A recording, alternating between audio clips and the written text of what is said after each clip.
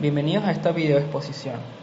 En este presente video, mi compañero Wilfred Robertis y mi persona Jesús Santana presentaremos una introducción muy explicativa sobre los sistemas de control digital y todas sus partes componentes. Sistemas digitales.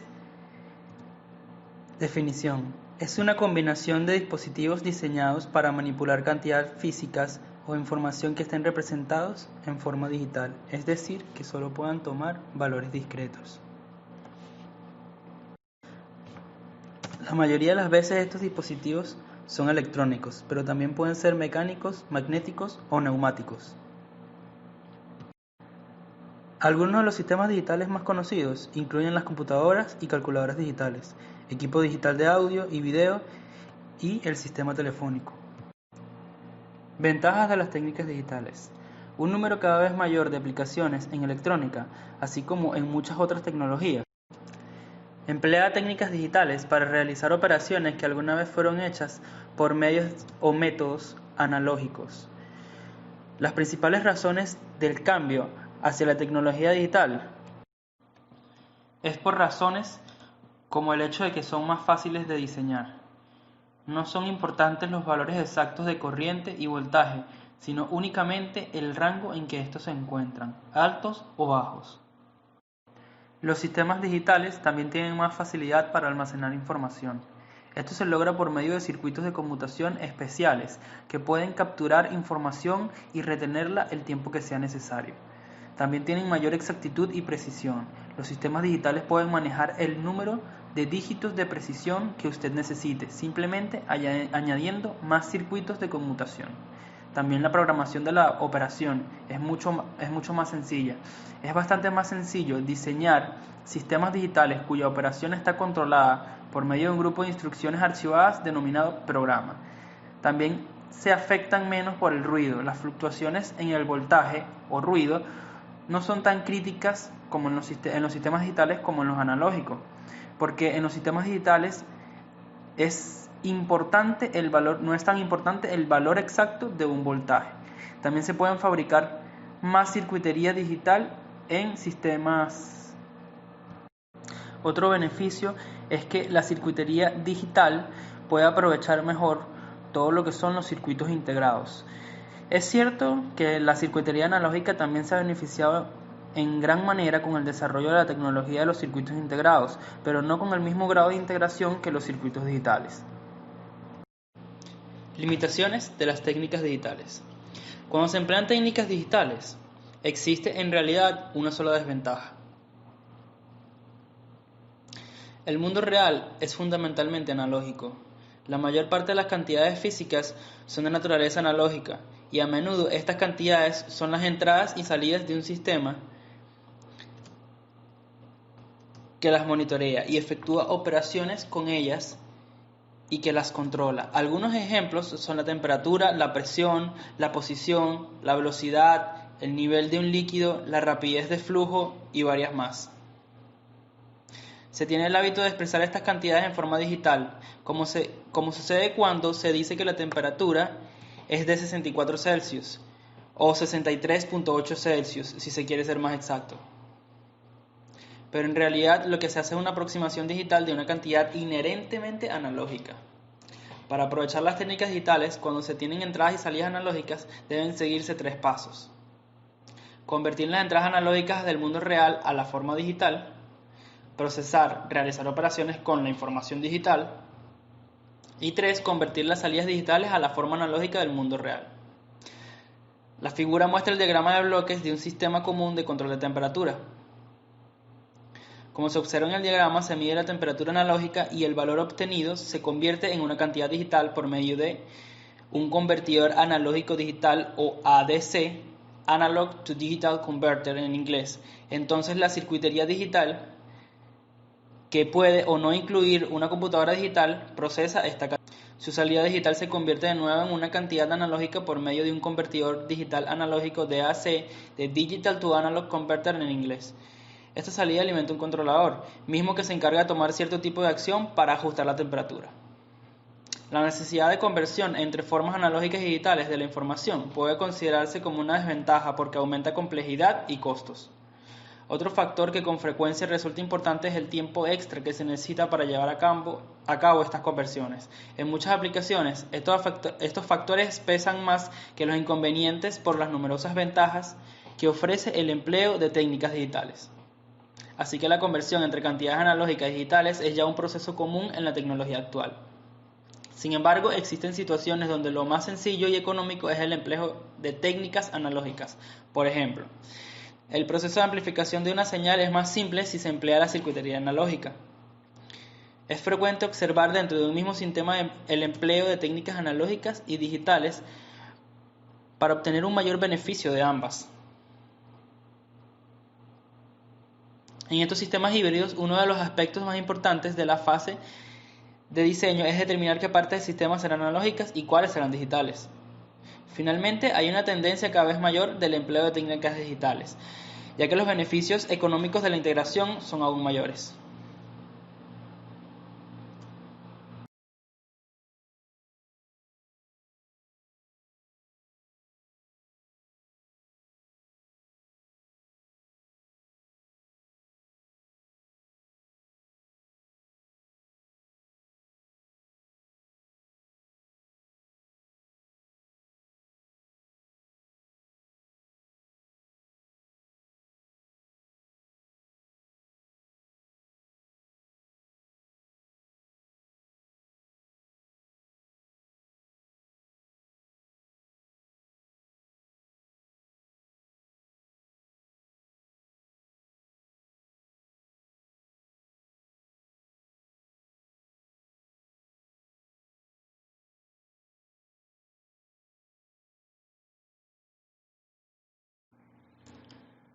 Para hablar de señales discretas, primero necesitamos hacer un estudio de lo que son las señales continuas y tener un entendimiento global de varios aspectos relacionados con una señal.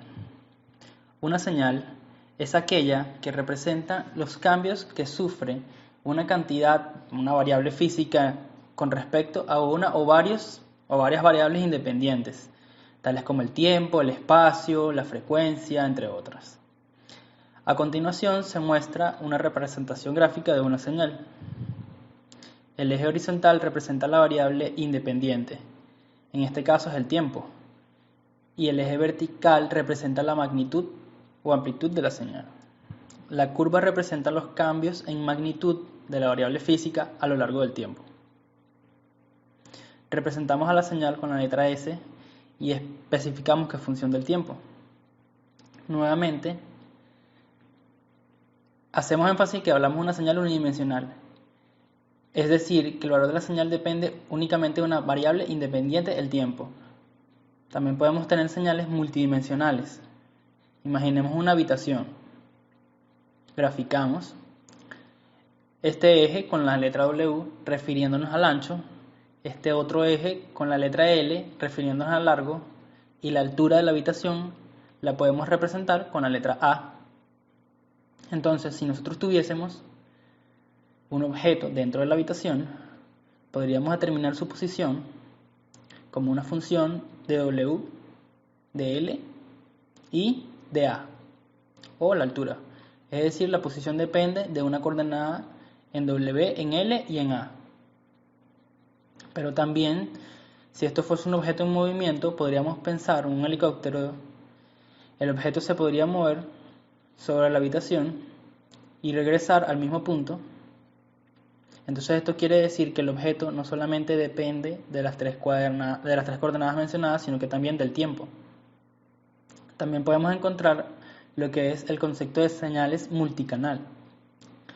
Imaginemos que tenemos una línea de distribución eléctrica que está montada sobre ciertos postes que están en la calle.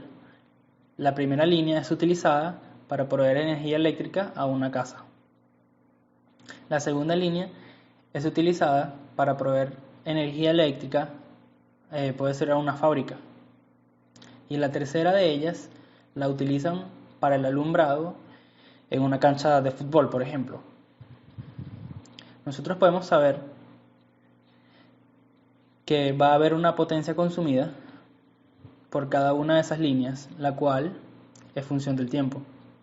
Nosotros podemos determinar cuál es la potencia total consumida por este sistema eléctrico a partir del conocimiento de la potencia por cada línea de forma individual.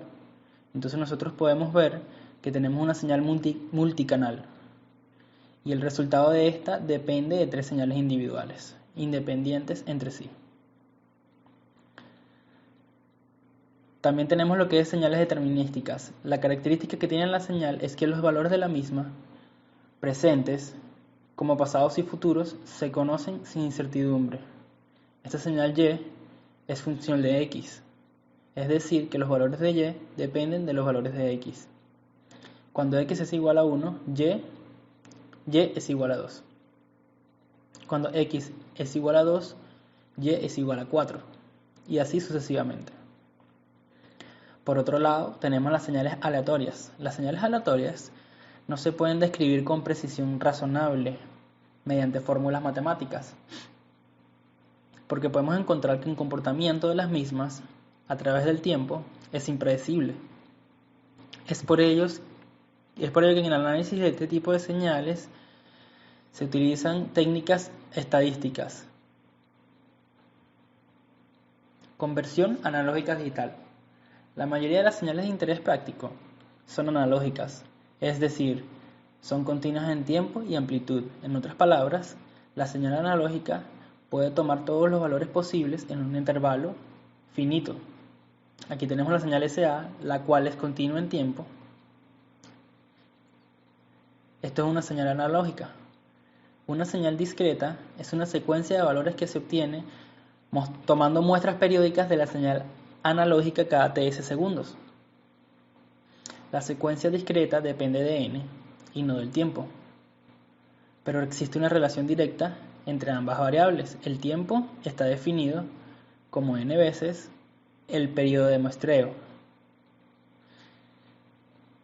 el cual es un intervalo de tiempo que existe entre cada muestra, discreta en tiempo y continua en amplitud. También se puede reescribir la ecuación de la siguiente manera, donde fs es el inverso del periodo de muestreo y a fs se le conoce como frecuencia de muestreo. Observaciones. 1. Existen esquemas de muestreo que no son periódicos. El valor de la señal S para todo n diferente del número entero es indefinido. 3. S es discreta en tiempo, pero aún es continua en amplitud. 4. El muestreo no produce distorsión, siempre y cuando el ancho de banda de la señal sea finito. Señal digital.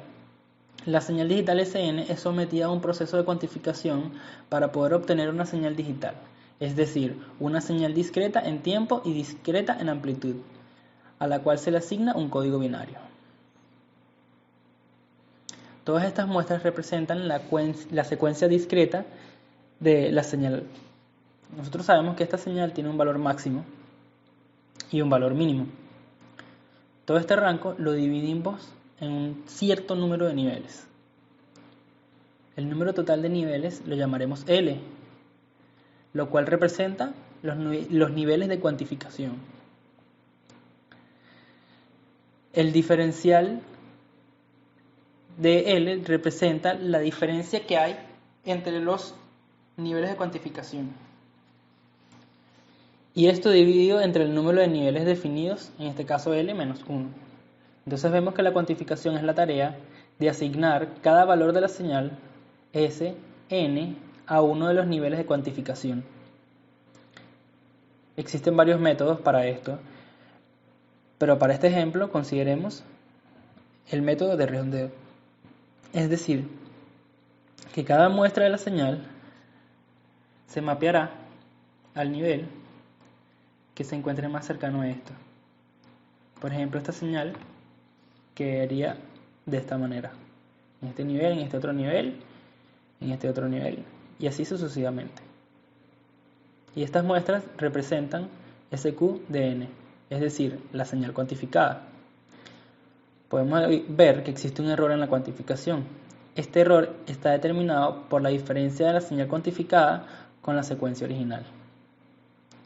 La cuantificación es un proceso irreversible que resulta en distorsión de la señal, la cual depende de la precisión empleada en el proceso. La precisión de la cuantificación está dada por esta ecuación. A mayor número de niveles, mayor número de precisión. Por otro lado, la distorsión viene dada por esta otra ecuación. En resumen, la cuantificación consiste en la tarea de asignar cada valor de la señal discreta a uno de los niveles de cuantificación definidos. Este es un diagrama bloques que nos muestra en forma resumida el proceso de conversión de analógico a digital. La señal de entrada, SA de TA, es la señal analógica, la cual es continua en tiempo y en amplitud. Después tenemos la señal en tiempo discreto, la cual sigue siendo continua en amplitud. Finalmente, tenemos la señal cuantificada, la cual es discreta en tiempo y en amplitud, a partir de la cual podemos asignar un código binario por cada nivel de cuantificación y obtener así la señal digital. El muestrador es un mecanismo que entrega un tren de pulsos cuya amplitud corresponde a los valores de la señal análoga a muestrear en el instante que se produce el muestreo. Los muestradores adquieren muestras de la señal con frecuencia constante, se cumple un periodo de muestreo, mientras que los retenedores mantienen el valor de la señal retenida hasta que llegue un nuevo valor correspondiente a una nueva muestra. A continuación podemos ver una señal de entrada continua al muestrador en la primera figura. En la segunda figura podemos ver la salida discreta del muestreador. Generación de secuencias. Las señales discretas se representan con una secuencia de números denominados muestras. Una muestra de una señal o secuencia se denota por x de n, siendo n entero en el intervalo comprendido entre menos infinito e infinito para n, de modo que x de n es igual a x de n por t. X de n está definida únicamente para los valores enteros de n. Una señal en un tiempo discreto se representa como x de n. Las señales discretas se pueden representar como una secuencia de números entre paréntesis. A continuación vemos un ejemplo. La flecha indica la muestra con índice n igual 0. La representación gráfica de una secuencia discreta es la siguiente, como se muestra en la figura. En muchas aplicaciones, la secuencia discreta se obtiene muestreando una señal continua x de a de t a intervalos de tiempo regulares, donde x de n es igual a x sub a de t para todo t igual a n por el periodo t, igual a x de a x sub a de n por el periodo, donde n es igual a k, puede ser menos 2, menos 1, 0, 1, k y así sucesivamente. Donde t es el periodo de muestreo y su inversa se denomina frecuencia de muestreo. Si t está en segundos, las unidades de la frecuencia de muestreo son ciclos por segundo o hercios. Independientemente de que la frecuencia x de n se haya obtenido por muestreo o no, se dice que x de n es la enésima muestra de la secuencia. Si todos los valores de la secuencia x de n son reales, se dice que la secuencia es real. En otro caso se dice que se trata de una secuencia compleja. Una secuencia compleja x de n puede escribirse como x de n igual a x perteneciente a los reales de n más j por x perteneciente a los imaginarios de n, siendo x sub re de n y x sub im de n las partes reales e imaginarias de la secuencia x de n. El conjunto conjugado de la secuencia se denota por x conjugado de n es igual a x sub re de n menos j por x sub im de n. A continuación vemos un ejemplo de una secuencia real y una secuencia compleja. La secuencia, por otra parte, la secuencia w de n igual a coseno de 0.3 n menos j por seno de 0.3 n es igual a e a la menos j 0.3 n. Es la conjugada de y de n, es decir, w de n es igual a y conjugado de n. Una señal discreta se dice que es finita o de longitud finita si está definida únicamente en un intervalo finito.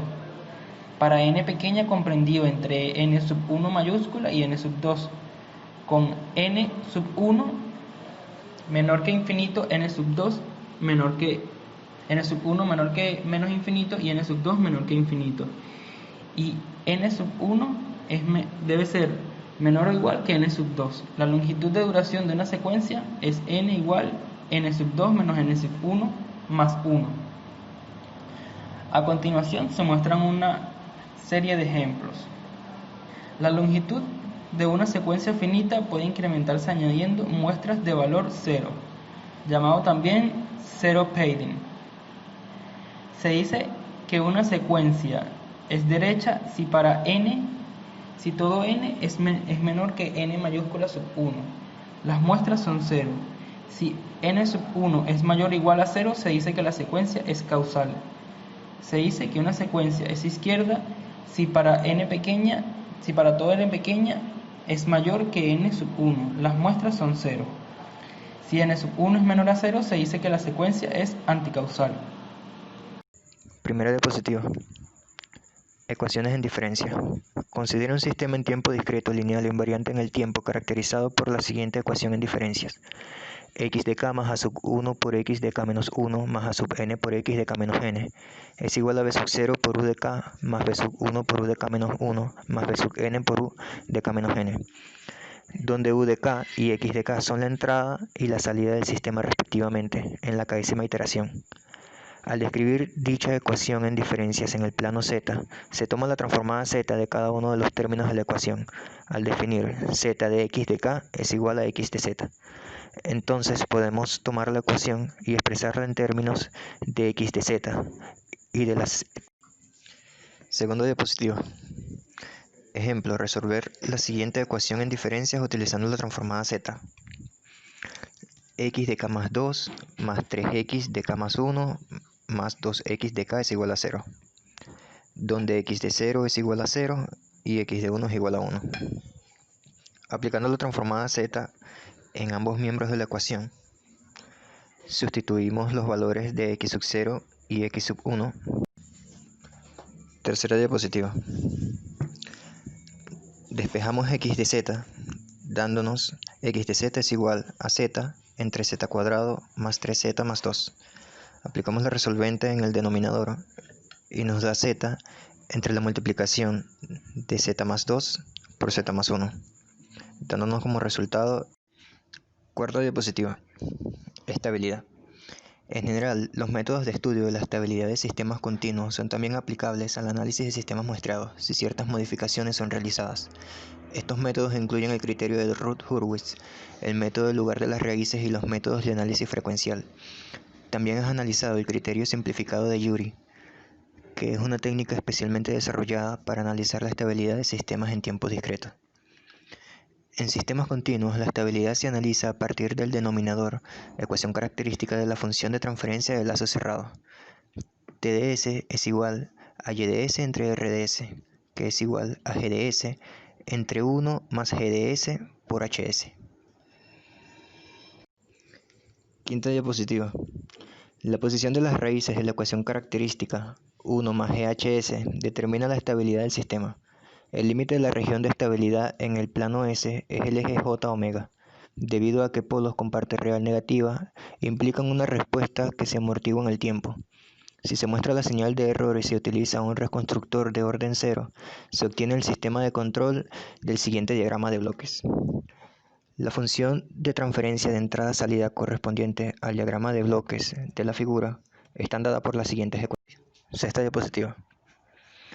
Respuesta en frecuencia de un sistema con GK, con una entrada igual a la exponencial de JK omega y una salida igual a la sumatoria de G sub i por el exponencial de J omega por K menos 1, igual a exponencial de JK omega por la sumatoria de G sub i por el exponencial de menos J omega i, siendo la última sumatoria independiente de K. La respuesta en frecuencia G de omega va a ser igual a la sumatoria de G sub i por el exponencial de menos J omega i. G siendo periódica con respecto a omega 2pi, la salida va a ser igual a G de omega por el exponencial de JK omega. Séptima diapositiva. Siendo G el desarrollo en serie de Fourier, por lo tanto los coeficientes serán G de K igual a 1 entre 2pi por la integral definida entre pi y menos pi de G de omega por el exponencial de JK omega. Octava diapositiva. Teorema de muestreo. A partir de esta ecuación se observa que la transformada f de s de la señal muestreada f de t tiene infinitos polos y ceros. La transformada f de s contiene, entre otros, los polos de la transformada de la señal continua f de s.